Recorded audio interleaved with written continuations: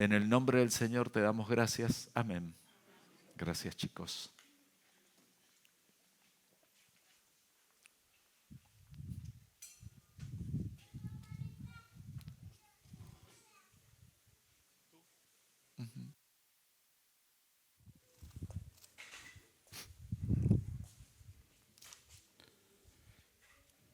Buen día, gente, para los que no saludé. En la década de los 70 hubo una expedición que se armó en Buenos Aires con gente independiente, no estaban financiados por el gobierno ni por nadie, y, y se organizaron porque, bueno, todavía estaba media fría la historia de los Pincheira en el sur de la provincia y en el norte de Neuquén, en toda esa zona. Algunos sabrán que los Pincheira fueron contrabandistas, que dos de sus hermanos trabajaron para el ejército en determinada época de la historia y un día se cansaron de los saqueos que le hacían a la gente para financiar el ejército en aquella época. Entonces desertaron y empezaron a vivir en el campo como nómades. Y así nace la historia de los Pincheira. ¿Alguien sabe del castillo de los Pincheira en el sur de la provincia? ¿Sí? Es como una especie de cerro, qué sé yo, que tiene como forma de castillo, por eso se llama el castillo de los Pincheiros. Claro. Bueno, en toda esa zona siempre, cuando se reanima este mito de vez en cuando pasa la historia, siempre surge la pregunta ¿dónde está el tesoro de los Pincheiros? Porque ellos manejaron, sus familias llegaron a ser muy numerosas y eran una familia de saqueadores. Se movían en los límites de Chile y Argentina y nunca se mantenían en la misma zona. Entonces se generaba toda una cuestión de todo lo que se habían robado, dónde estaba, porque ellos vivían como nómades. Entonces esta expedición lo que buscaba era tratar de encontrar algún indicio o algo de ese supuesto tesoro que tuvieron en su momento los Pincheiros. Dato extra, mi abuela materna, la mamá de mi mamá, tiene ascendencia pincheira, así que posiblemente, y nosotros somos del norte mi mamá es del norte de Neuquén, así que es muy probable que seamos descendientes de los pincheiros. Así que si alguna vez me vuelvo saqueador o contrabandista, tengo mi excusa. Bueno, entonces se arma esta expedición para ir a buscar ese tesoro, ese supuesto tesoro o esas riquezas o esas cuestiones que supuestamente tenían los pincheiros. Era una expedición de 15 personas, entre ellos había una arqueóloga y un médico forense. La arqueóloga se llamaba Sabrina, no recuerdo bien el apellido porque era medio alemán, una cosa así media enredada. Entonces deciden viajar hasta el sur de Mendoza. Les vuelvo a comentar, era con recursos propios, todo el mundo armó como podía esta expedición con recursos propios sin fondos del gobierno ni nada por el estilo. Estas personas llegan hasta un puesto muy cercano, en aquella época muy cercano al castillo de los Pincheiras.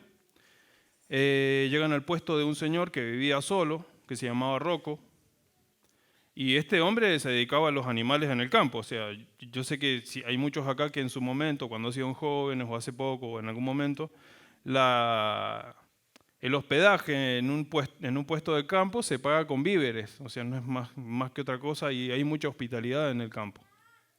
Este señor, si bien vivía solo, tenía posibilidades por ahí para, por lo menos en el comedor que tenía su rancho, podía albergar a la gran mayoría de la expedición. Y tenía un catre que lo tenía junto a la cama en una esquina que parecía su dormitorio, que obviamente se lo cedió a la jefa de la expedición, ¿cómo le dije que se llamaba? Sabrina. Me olvido, porque ahí se me confunde con Alicia, por eso les pregunto. Llegan ahí el primer día, bueno, se saludan, le explican la situación y el tipo los recibe, obviamente les dejan víveres, les dejan provisiones al señor. Al otro día temprano partían y iban a permanecer cerca de 14 días, 10 días, iban a estar dando vueltas en el lugar tratando de encontrar algún rastro del tesoro. La primera noche, la mujer va y se acuesta en un catre, en el catre ese que tenían, apagadas las velas ya, porque no había obviamente electricidad, y el sol de noche, después de haber cenado, se va a acostar y siente que el catre se le mueve. Estaba en desnivel el catre. Entonces don Rocco, con su acento de campechano, agarra y le dice, espéreme que ya le traigo un ladrillo. Entonces le nivelo el catre. En oscuras, el señor ahí como conociendo bien su casa, va, busca el ladrillo y se lo pone debajo del catre, entonces se nivela. Al otro día se levantan temprano, salen a buscarlo y como pasó con todas las supuestas expediciones que salieron en búsqueda del tesoro, a los 10 días volvieron y no encontraron nada. Y resulta que bueno, que estaban ahí habían llegado cerca de la tarde, iban a hacer noche y el otro día volvían a Mendoza con las manos vacías, sin noticias, sin nada. Y resulta que esta mujer se da cuenta de que el ladrillo que él había puesto debajo de la cama tenía una de las esquinas estaba partida, como muchos de los ladrillos que por ahí tenemos sueltos en la casa. Vieron que siempre usamos un ladrillo para, no sé, yo tengo un ladrillo en mi casa que lo uso por ahí para afirmar algo, para trabajar ahí arriba de eso. Siempre tenemos un ladrillo suelto que lo usamos para cualquier cosa. Para la pata de la parrilla porque está desnivelada. Entonces se da cuenta que el ladrillo estaba ahí y lo mira bien y en una de las esquinas nota como una especie de brillo. Y agarra y lo levanta y lo empieza a limpiar hasta que agarra y le parte una parte y adentro había un lingote. Entonces se sorprende la mujer y dice, pero ¿y esto dónde lo sacó? No, dice acá a unos 200 metros había un montón de eso que yo los recubrí con barro porque yo quería hacer algo, dice, pero como no se pegan muy bien, dice, no me sirvieron para construir. El tipo estaba queriendo hacer una construcción con los lingotes que había encontrado y él no sabía que eran lingotes. Bueno, acuérdese de esta historia cuando estemos terminando el mensaje. Porque estamos hablando de que un lingote estaba cumpliendo la función de un ladrillo. Encima el ladrillo ni siquiera para construir porque no le servía, estaba para nivelar una cama. ¿Sí? Y en lo que ha pasado de la reunión hemos estado hablando de la función. De la función que nosotros ejercemos como personas. Y particularmente de la función que ejerce el varón o que debería ejercer el varón en familia. Obviamente que esto a esta altura de la vida y en este tiempo no lo podemos aplicar solamente al varón, porque nosotros encontramos un montón de esposas que se quedaron viudas o madres que se quedaron solas. Y cuando no hay un varón que ejerce esa función, la que termina ejerciendo ese rol es la mujer. ¿Sí? Y aunque estén juntos como matrimonio, si el varón no cumple esa función, lo termina ejerciendo la mujer.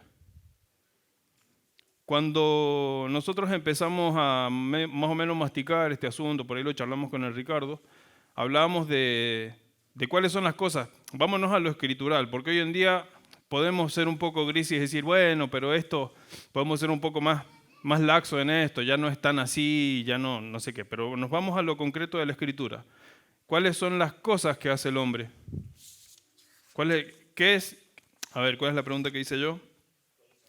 ¿Qué hace un hombre? Según la escritura, ¿qué me dicen ustedes? Provee, dijeron por allá. Claro, pero vámonos a lo concreto, porque por ahí el sacerdocio es como muy amplio el concepto. Vámonos a palabras simples. Dijeron por ahí provee, ¿cierto? Jefe, ¿usted tendrá un fibrón que me preste? Y me prestará su mano para escribir, porque no me van a entender a mí. Usted es maestro, jefe. Aguánteme un segundo que me...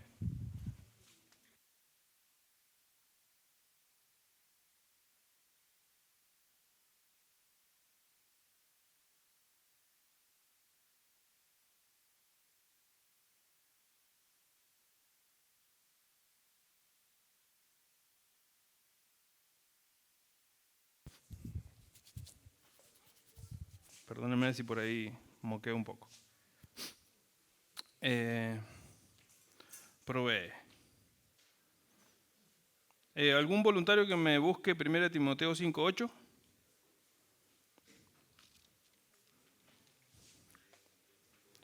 ¿Lo podría poner, jefe, como palabra provee y con un punto para hacer la diferencia de las 3, 4 cosas que debería hacer según este mensaje? El varón provee. Ahí la lee el Mati. 1 Timoteo 5:8. Porque si alguno no provee para los suyos y mayormente para los de su casa, ha negado la fe y es peor que un incrédulo. Bien, el que está hablando es Pablo, ¿sí? Y está hablando de las responsabilidades que tiene, en este caso el cristiano, en su casa. Nosotros hemos sabido de historias que por ahí salen esos enamorados del Evangelio a predicar, pero no laburan, entonces tiene que laburar la esposa. No. Acá lo que dice claramente es que uno tiene que proveer primero para su casa. O sea, yo no podría estar acá proveyendo de palabras si yo no lo discuto, lo hablo, lo mastico con mi esposa en mi casa. ¿Sí?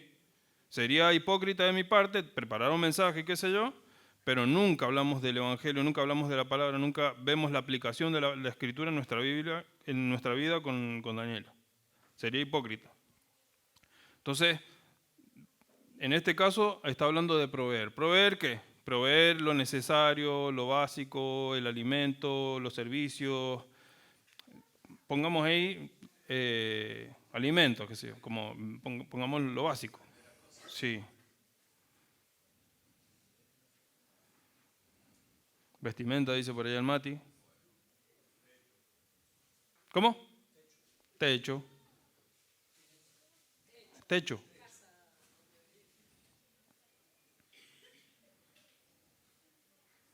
¿Alguna otra cosa que se les ocurra? Recordemos que proveer viene de provisión, ¿sí?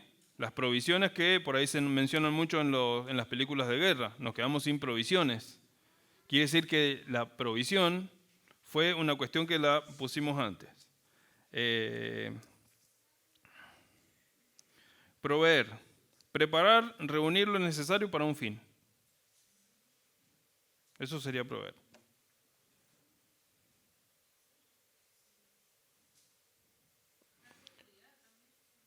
Bien, ¿alguna otra cosa parecida a la seguridad?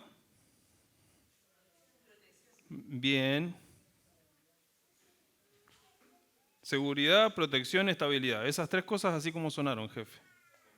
Sí, no, pero no las ponga ahí. Vamos a ponga el 2, deje el espacio para la palabra que viene y después como puso aquellas, pone la... ¿Qué me dijeron? Seguridad, protección, estabilidad.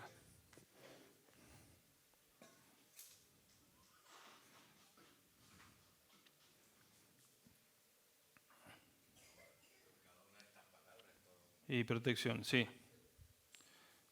La diferencia entre las de arriba y las de abajo es que la de abajo es el sustento. Porque nosotros como varones también tenemos que llevar sustento. Y digo como varones pensando que hay un varón que está funcionando o que está presente en ese hogar. Si no está, a quien le corresponda, a la madre, si hay hijos, le corresponde esta parte, sustentar. Sustentar da seguridad, estabilidad, protección. Yo cuando el Señor Jesucristo hacía las analogías de que nosotros somos ovejas y Él es la puerta, nosotros entramos por Él, nosotros escuchamos su voz y Él es el pastor y nosotros lo conocemos y Él nos llama. Me parecía genial ese dibujo que hace el Señor de nosotros con Él. Pero después a mí como que no me llamaba mucho la atención de yo soy la vid verdadera y mi padre es el labrador. Decía, es medio raro eso porque es una planta, que sé yo, más que agua y podar por ahí. Pero en ese ejemplo lo que ilustra el Señor es el sustento. Eso está en Juan 15, 1 al 3. ¿Sí? Por si lo quieren anotar, lo quieren buscar. Porque el sustento es algo que no se ve. ¿Usted ve cuando la planta respira? ¿Usted ve cuando la planta absorbe los nutrientes del suelo o el agua del suelo? Bueno, la parte donde uno está sustentando es una parte que uno no se ve. Les hago un ejemplo con un padre o con una madre sola.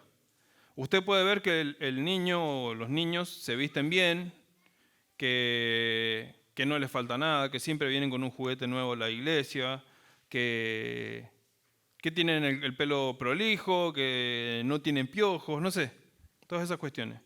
Pero por otro lado ven que gritan, que contestan mal a los mayores, que son caprichosos, que los padres se tienen que ir antes porque se vuelve insoportable el pibe. Bueno, esa parte es la parte que no se ve, ¿sí? Porque nosotros vemos por ahí el estatus económico, si se quiere, o lo que se le ha dado. Es más, hay gente que por ahí no tiene tanto estatus económico, pero se preocupa mucho por las zapatillas del pibe, que no vayan a estar rotas, qué sé yo. Pero hay otras cosas en las que se descuida. En general, las del sustento son las más difíciles de aplicar, ¿sí? Y otra de las palabras es prevé, como tercero.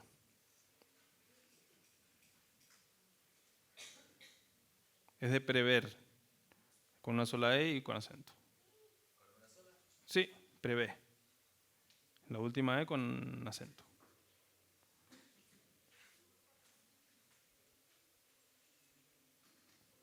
Que para todo esto uno se va a las escrituras, cómo actuaban los padres, los patriarcas del Evangelio, y uno encuentra todas estas situaciones, ¿sí? No les voy a citar escrituras para no enrollarlos mucho. Yo sé que cada uno se está mirando en este momento si está fallando en alguna de estas cuestiones o en algunas están más o menos, pero no nos olvidemos que nosotros podemos llegar a ser padres, pero también fuimos hijos, ¿sí? Y automáticamente también vamos a decir, bueno, yo no soy así porque mi papá no me enseñó esto. Y vamos a tener esa justificación.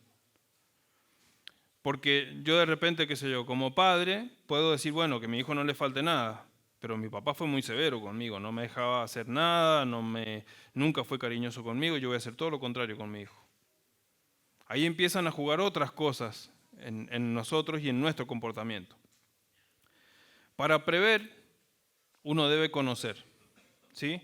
Esta característica, en general, es como muy poco habitual en nosotros. El único que la tiene bien desarrollada es el Señor. Porque para prever, por ejemplo, supongamos el Nahuel con el Emi. El Nahuel está transitando la infancia del Emi, que se lo tiene que a veces acompañar a la escuela, tiene que, qué sé yo, lo empieza a conocer. Si el Nahuel no lo conoce, cuando el Emi sea grande, va a llegar un día el Emi y le va a decir, papá, quiero estudiar medicina. Y el Nahuel le va a decir, ¿pero de dónde? ¿Por qué? Si el padre se sorprende, muchas gracias, es porque en realidad no lo conoció. Entonces, para prever, hay que conocer, ¿sí? Muchos acá me van a decir, bueno, pero mi papá no previó nada conmigo, porque no se interesó por mí, no sabía qué cosas me gustaban, no sabía qué cosas sí me gustaban, no sabía nada de mí, no me conocía básicamente. Para esto tengo un ejemplo para ilustrarles el asunto. Muchas veces cuando por ahí me preguntan o me hablan de fútbol y qué sé yo como el Ricardo, cero fútbol. Tengo menos fútbol que una mezquita, dijera Dante Gebel. Y una de las causas es mi viejo, que a mi viejo sí le gusta el fútbol. Yo me acuerdo una época, mi viejo, cuando el fútbol mexicano era malo, o sea, le estoy hablando más o menos del 2000, los 90, que ahora, bueno, el fútbol mexicano ha cambiado. Pero en aquella época el fútbol mexicano era como ver fútbol, no sé, de Pakistán más o menos. Era raro ver fútbol mexicano. Mi viejo se veía todos los partidos de la Liga Mexicana en aquella época. A mi viejo le encanta y le sigue gustando el fútbol. A mí no me gusta el fútbol. Yo puedo decir, bueno, pero ¿qué cosas hubo o qué cosas no hubo para que a mí no me guste el fútbol? Y hay una situación particular que yo por ahí la he contado a modo de chiste, que a mí me determinó en que no me gusta el fútbol, ¿sí? Porque también hay otras cosas que nosotros como hijos adoptamos de los padres o no las adoptamos, ¿sí? Por oposición o por gusto. Y yo me acuerdo que, es muy poco lo que yo me acuerdo de esa situación, pero yo tenía unos 3 años más o menos, y mi viejo me lleva a la cancha del regimiento, nosotros vivíamos en el regimiento. Y ¿alguno de los padres que tenga un nene de 3 años por acá? Que levante la mano, por favor. 2, 3 años, 4. ¿Vos tenés 4, Jimé? Qué grande que estás. Bueno, allá el Toti, 2. Ahí el Seba, con el Julián. 2 y 4, ahí en el medio. Bueno, yo tenía 3 años más o menos. Mi viejo me lleva a la cancha, vamos solos. Y entonces estábamos ahí todos los pibes, los niñitos jugando, los hijos de los colegas de mi viejo, qué sé yo, en la orilla de la cancha mientras todos los padres estaban ahí. En el momento que largan el partido, mi viejo se para y se va a jugar a la pelota. ¿Y qué hacía el nene? Salía llorando atrás del papá. 1, 2, 3 veces se cansó mi viejo de agarrar una varilla y me llevó hasta la casa los varillazos, que estábamos como a, no sé, 6 cuadras de acá, que sé yo, 5 o 6 cuadras. Bueno, esa es mi primera experiencia con el fútbol, ¿sí? Pregúnteme ahora, ¿quién juega en Boca, por ejemplo? No me interesa, no, la vida no me... Yo soy de Boca, supuestamente, no me cambia la vida por Boca, qué sé yo. Por ahí me puedo emocionar un poco con Messi, la selección y qué sé yo, pero por las historias, no concretamente por lo futbolístico, ¿sí? Yo sé que todos en este momento se están acordando de alguna situación que hayan vivido con sus padres, así de, miércoles, porque pasó esto concreto, a mí no me gusta hacer tal cosa. O qué sé yo, una madre demasiado exigente con la cocina, con la limpieza hacia alguno de sus hijos, obviamente que va a generar una cuestión de oposición cuando crece. Si hay una mujer que odia cocinar, es porque tuvo una madre demasiado hincha con la comida, ¿sí? Acuérdense, ustedes mírense como padres, pero también mírense como hijos, porque ustedes son lo que sus padres formaron, ya sea que estuvieran o que no estén, ¿sí? Porque la ausencia de un padre también genera este tipo de cosas, ya sea ausencia de su espíritu o ausencia física, porque el tipo se fue, lo que sea, ¿sí? Ese tipo de cosas nos determinan nosotros. Y vamos a hablar de la diferencia entre proveer y prever. ¿Cuál sería la diferencia? El verbo prever significa principalmente ver con anticipación. El Nahuel, si un día se encuentra con que el Emi quiere estudiar medicina, previo a eso, si el Nahuel ya más o menos sabe por dónde va y lo conoce y pasa tiempo con él desde antes de la secundaria ya va a estar diciendo, tengo que pensar dónde va a estudiar, cómo va a estudiar, con qué recursos lo voy a mandar, va a viajar, va a alquilar. Lo mando a una privada, me alcanza, ¿cuánto tengo que ahorrar para hacer esto? Prever, ¿sí? Y el verbo proveer, preparar, reunir lo necesario para un fin. ¿Sí? Son bastante parecidas, pero no es lo mismo. Y la última de las características es dar identidad. Identidad ponga solamente.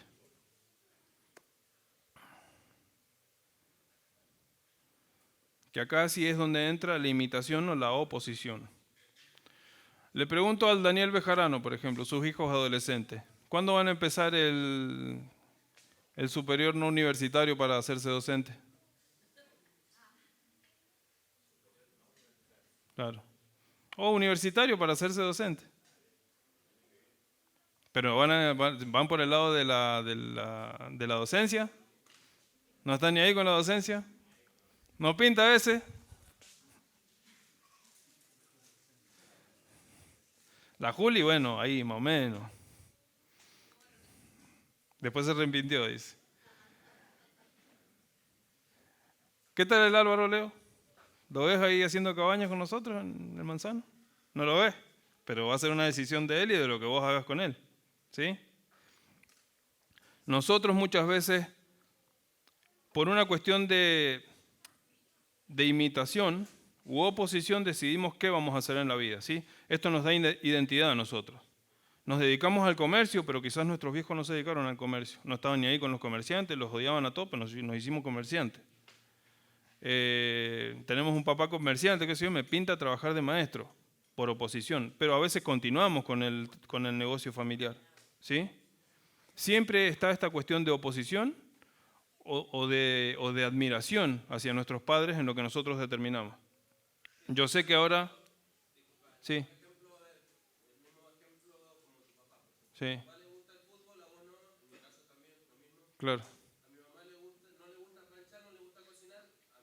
Claro.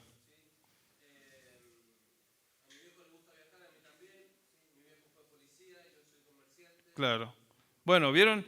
¿Vieron las diferencias que se terminan generando? Es probable que si Seba tuviera o tiene un hermano, que también haya seguido la cuestión de la policía. ¿Sí? Porque hay diferencias, claro, porque hay diferencias, ¿viste? Hay diferencias entre hermanos, obviamente hay diferencias. ¿Por qué? Porque lo que la Rita necesitaba en su momento, yo no lo necesité nunca, quizá. Por eso es tan importante prever, porque hay diferencias entre nosotros, aún en la misma casa, la misma cuna, las mismas costumbres, las mismas posibilidades, entre hermanos hay diferencias abismales, ¿sí? Bueno, con respecto a esto de la identidad, define el oficio, su trabajo, esto lo podemos ver con el Señor Jesucristo, búsquelo después si quieren, Mateo 13:33 y Marcos 6:3, donde dice, este no es el hijo del carpintero, o no es este el carpintero. Esas son las frases que se hace, la pregunta que se hace la gente cuando se sorprenden de lo que estaba haciendo Jesús. Claro, en Mateo y Marcos está. Mateo, anótelo, Mateo 3:73 y Marcos 6:3. Si bien Jesús no habla de su oficio, en realidad lo que dicen las escrituras en el lenguaje original de las escrituras dice tectón. Tectón significa constructor. Así que todo aquel que se dedica a la construcción, piénsese como Jesucristo, porque no es tan solo dedicarse a la madera, sino que era a conocer de muchas técnicas de construcción. Eso era tectón. Se traduce, cuando se traduce al latín, se traduce como carpintero. Pero aparentemente manejaban más de una técnica. Y estamos hablando de Jesús con el Padre, con José.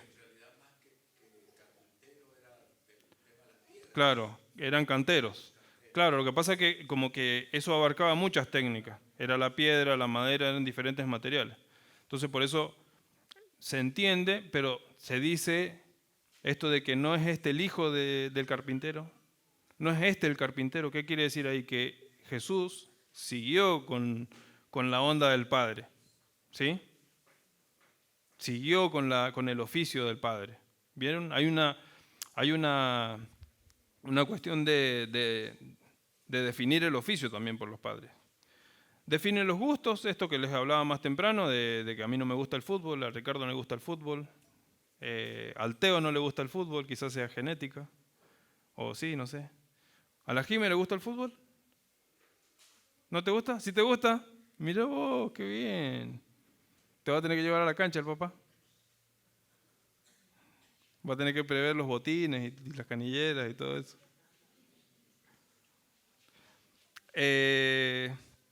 Y define el sexo.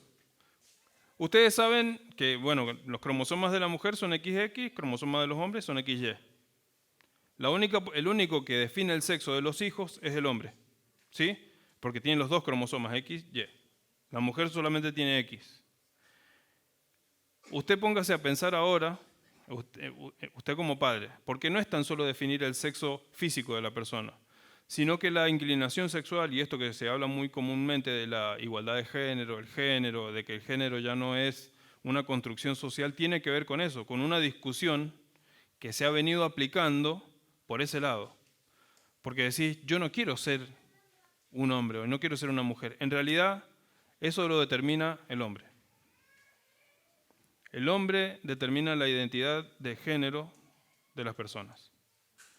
Nosotros podemos decir, bueno, pero si nosotros hemos visto, en mi caso yo he sabido de testimonios o de personas del mismo sexo, hombres o mujeres, que han adoptado hijos y que a pesar de todo no tienen una inclinación igual a la de sus padres adoptivos. Y uno dice, ¿pero por qué? ¿Saben por qué? Porque tienen un abuelo, tienen un tío, tienen una identidad con alguien de su mismo sexo, ¿sí? Hay una identidad de género con el sexo. El hombre, el padre, es el que determina la identidad de género de los hijos, ¿sí? Un padre ausente, un padre picarón, un padre totalmente frío con la esposa, un padre totalmente seco, amargo, autoritario, todo eso lo termina formando a los hijos para que también asuman una identidad de género. No estoy justificando que a veces las malas decisiones que nosotros tomamos como seres humanos las podemos justificar con lo que nos hicieron. Pero de alguna manera es lo que nosotros vivimos, ¿sí? Es para que entienda que no es que un día se le chifla el moño a alguien y dice, bueno, más sí, yo me cambio de género, si total, me jubiló antes, qué sé yo. No es eso. Se trata de no reconocerse con sus padres, no reconocerse en el género con sus padres. Pero hubo un trabajo que hubo que hacer ahí.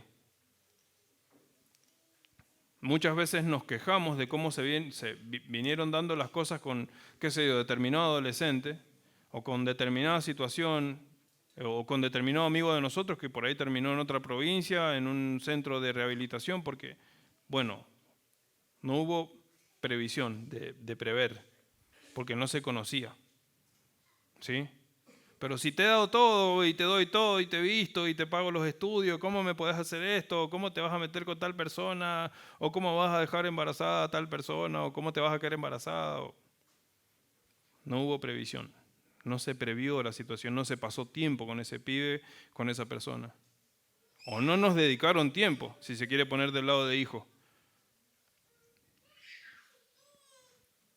No se nos, qué sé yo, agarró un día y nos dijeron, bueno, vení, vamos a ir vos y yo solos, vamos a ir a tal lugar, vamos a, qué sé yo, vamos a ir al campo, a pescar, no sé, al shopping, a los jueguitos, no sé, cualquier cosa que usted se imagine, usted para saber a dónde tiene que llevar a su hijo, lo tiene que conocer. ¿Usted llevaría a la Juli, por ejemplo, jefe, a una exposición o a un simposio de ingeniería en la ciudad?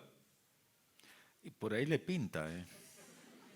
Ahora, donde al Malvinas la tendría que llevar, Claro. porque es la única que ve fútbol en la casa. ¿Imitación u oposición?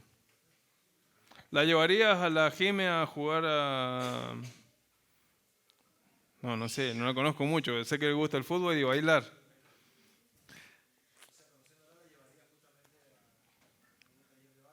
Claro. Tratar de desarrollar los gustos que ella tiene. ¿Pero a vos te gusta bailar? Pero papá, venga que tiene que bailar con su hija el primer día. Lo va a tener que hacer. No, que dice que lo hace, dice A la Juli la llevamos a español. Casi nos pega. Era chiquita. Vieron que hay que prever y no hay otra manera de prever que conocer.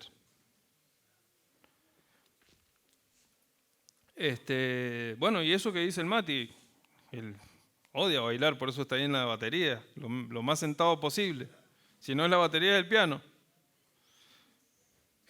¿Pero por qué lo hace? Porque está previendo. Prever es justamente conocer.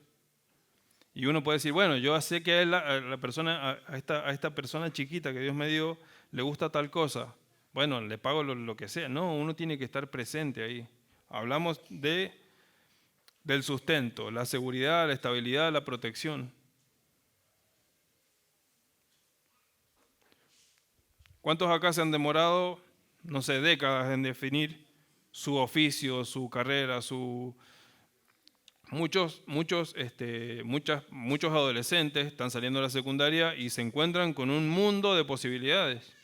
Bueno, esas posibilidades las va a asumir con seguridad, porque hay alguien ahí conociéndolos, diciéndolo, y tenés estas posibilidades, las ven juntos, no sé, un día se van a visitar a alguien que está dentro de la rama y que les pueda llegar a tirar un pantallazo más grande de lo que ellos mismos pueden llegar a ver. O sea, hay un acompañamiento del padre o de la madre en ese caso, en el caso del padre ausente. ¿Sí?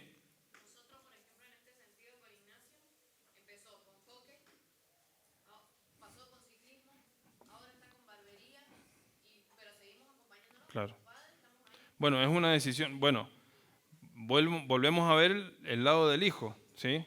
Nosotros podemos tener el mejor de los padres y quizás mi hermano sale mejor que yo, o sale más definido, más seguro que yo. Pero ¿por qué? ¿Por qué pasa eso? Vamos a leer, si alguien me es voluntario, y me lee Lucas 15, 11 y 12.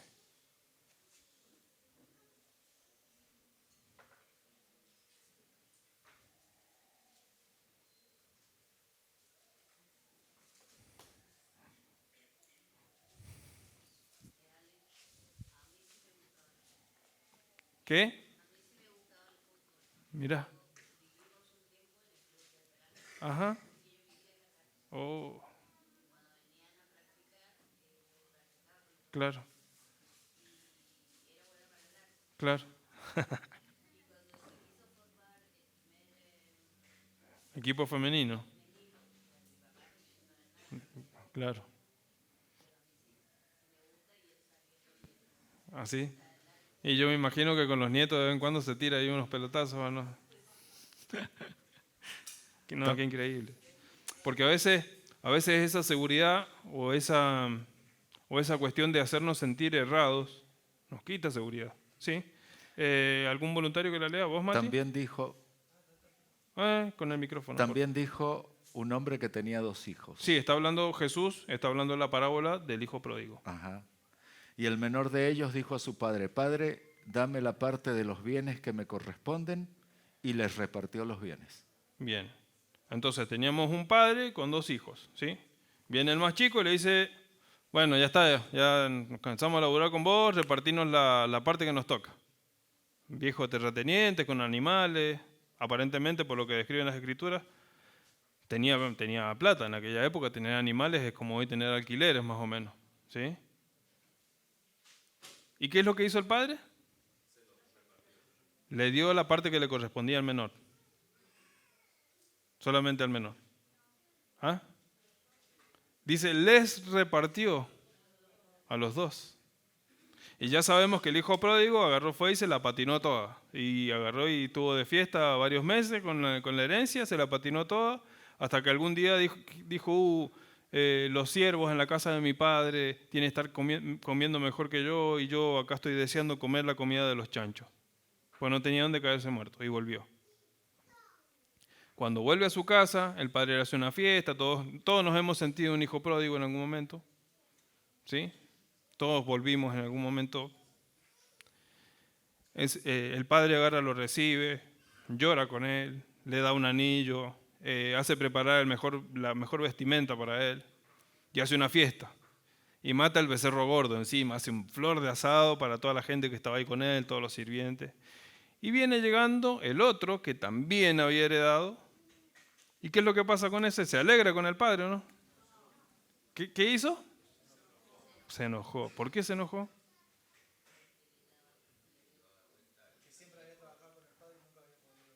Yo siempre trabajé con vos, hice todo lo que vos me dijiste, siempre he estado a tu disposición y ni siquiera un cabrito me has dado para que me goce con mis amigos. Léala después de la escritura y fíjese que es verdad lo que le estoy diciendo. Nunca me diste nada para que... Y el padre dice, pero no entiendo cómo no te alegras de que... Como que no le toca el tema al padre. Pero el hijo, el mayor, no tuvo lo que tuvo el menor, que fue osadía. Porque a pesar de que el mayor ya había recibido la herencia, siguió trabajando abajo de la pollera del padre. Siguió estando debajo de la protección del papá. ¿Y cuál era el enojo? Y yo siempre he sido sometido, pero en realidad está escondiendo un miedo a estar solo. Un miedo a dedicarse él solo a los negocios, él solo a los animales o él solo a lo que fuera. El hijo mayor no es menos culpable que el menor. Los dos tienen la misma culpa en esta historia. Porque a veces nosotros decimos, bueno, pero el más obediente es el que más honra. Sí y no.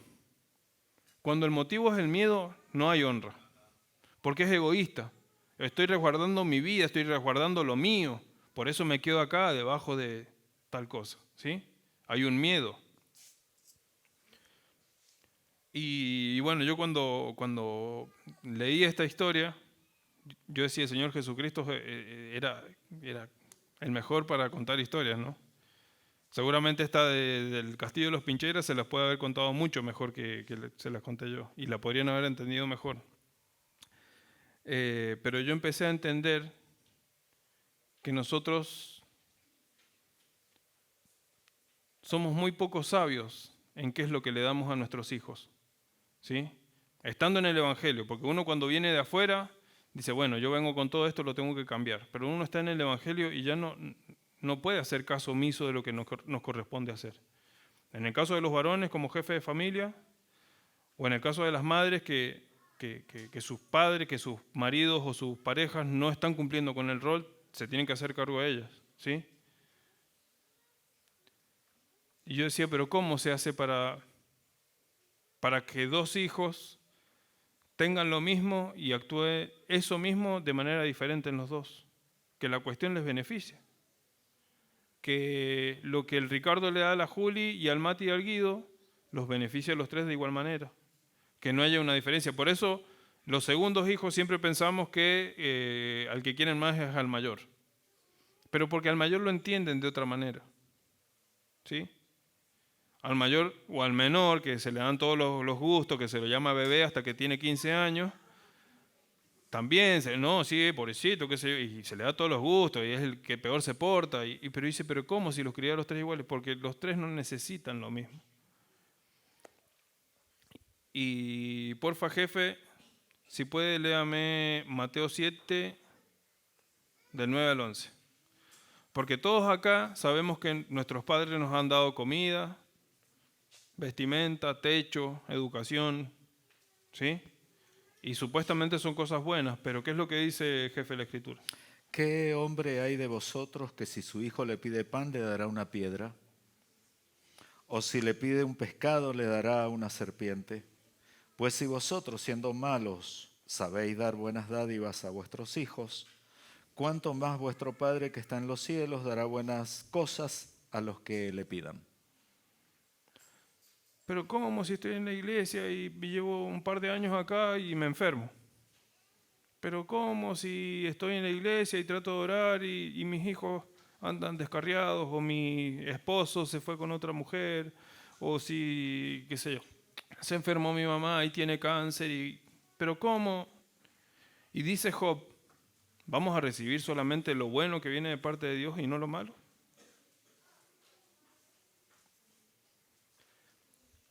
Cuando yo pensaba en esta escritura, yo decía, parece una locura entender que, porque Dios no nos enferma a nosotros, no nos manda la enfermedad, o no fue que nosotros no oramos un día y nos enfermamos.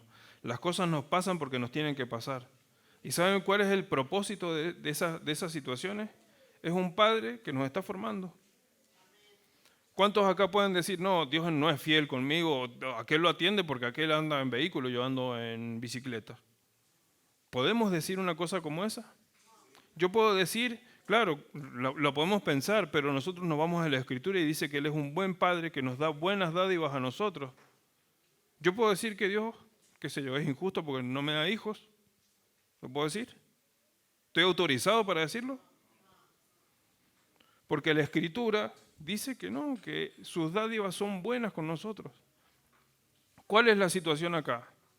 Que nosotros, para pasar tiempo con Él, tenemos que poner de nuestra voluntad. Y cuando uno obedece, por ejemplo, uno dice, no voy a, en el caso de los jóvenes que no están casados, que ya están en edad de, qué sé yo, de ponerse de novios y qué sé yo, uno dice, no voy a caer en fornicación porque me voy a ir al infierno. Uno está obedeciendo por miedo. Pero cuando uno pasa tiempo con Dios, lo honra. Y obedecer con la honra, eso es amor. ¿Sí? Es obedecer porque lo honro, porque lo amo, porque quiero estar tiempo con Él. No hay otro propósito. ¿Sí? Así que ¿cuántos acá? Yo sé que muchos tienen situaciones particulares de enfermedad económica y las que se le ocurra, qué sé yo, de salud, de algún familiar que está complicado. Y nos preguntamos, bueno, ¿pero esto viene de parte de Dios? Si usted lo quiere ver con fe, tiene que transformar esa mala situación en algo que Dios quiere sacar bueno de usted. Porque yo sé que si hay niños acá que el día de mañana quieren estudiar, qué sé yo, alguna de esas carreras súper pesadas, desde ahora tienen que hacer un trabajo con las exigencias para que el tipo aprenda a leer, para que sea constante, para que lo que se proponga lo alcance, con pequeñas metas como un niño. Pero si él quiere algún día alcanzar las cosas, el que lo tiene que exigir es usted. Y el Señor no nos va a hacer alcanzar cosas si no nos pone en situaciones donde nos exija. Si a usted le falta el padre, si a usted le falta alguno de los dos padres y dice, bueno, pero yo no puedo poner esta situación en contraste porque a mí me falta alguno de los dos, no tiene excusa. no tiene excusa, como tampoco la tienen sus padres con sus papás, o sea, con sus abuelos. Y nosotros no la tenemos con nuestros hijos, ¿sí? Las cosas que hayan pasado con nosotros no tienen justificación. ¿Qué hacemos con eso? Lo perdonamos. Se lo damos al Señor y tratamos de no repetirlo. ¿Y cómo se hace eso? Quebrándose, viniendo acá adelante diciendo, Señor, yo esto no lo puedo perdonar. No me pidas que deje esa situación de lado. No me pidas que yo honre o que yo ame a mis padres por las cosas que me hicieron, por las cosas que he vivido gracias a ellos. No le estoy diciendo eso, porque no tenemos la capacidad para hacerlo. Pero si vamos al Señor, Él nos provee de perdón, de gracia, de misericordia. ¿Sí? Disculpen, son más fuertes que yo. Así que quiero hacerles una invitación.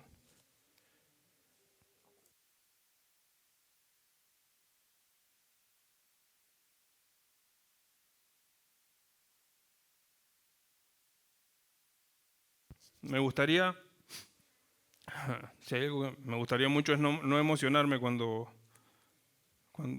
hablamos de estas cosas y qué sé yo, porque en definitiva yo no sé si son cosas que me pasan a mí en realidad, sino que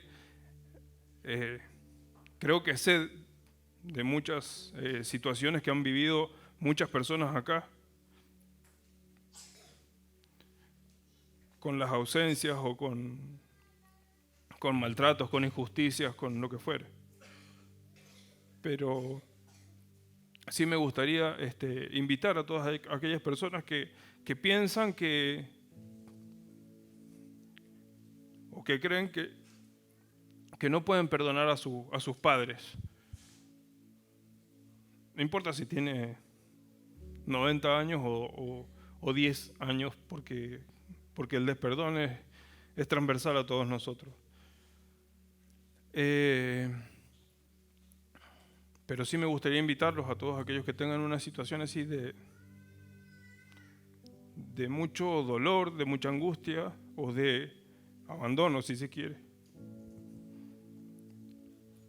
Me gustaría pedirles que vengan y que oremos por unos por otros, porque si hay una manera de conocer al Señor como Padre, es esa.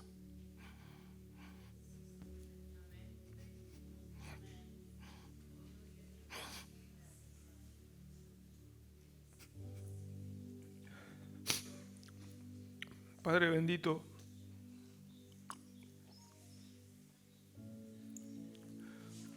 te damos gracias, papá, porque vos no traes sanidad primeramente a nuestro corazón si nosotros no estamos dispuestos, si nosotros no queremos ser sanados.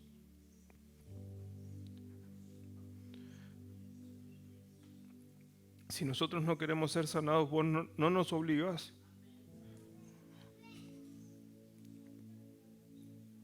Sino que nos das la posibilidad de seguir atesorando ese dolor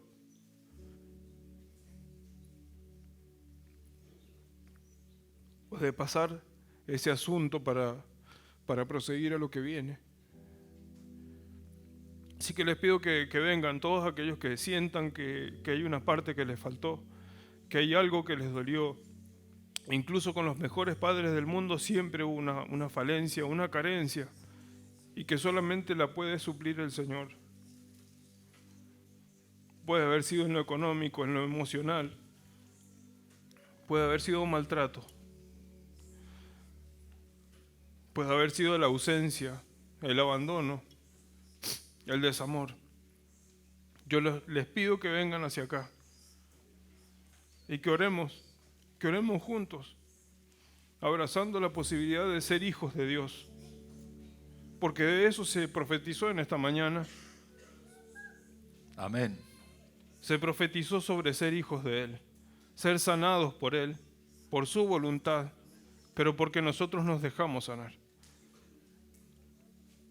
Padre del cielo, yo quiero orar por mis hermanos y orar por mí también, porque yo sé que quizás estamos llenos de conflictos, de cosas que nos resienten o que nos molestan mucho por cosas que hicieron nuestros padres, nuestro papá particularmente, o nuestra madre, y que nos duelen hasta el día de hoy.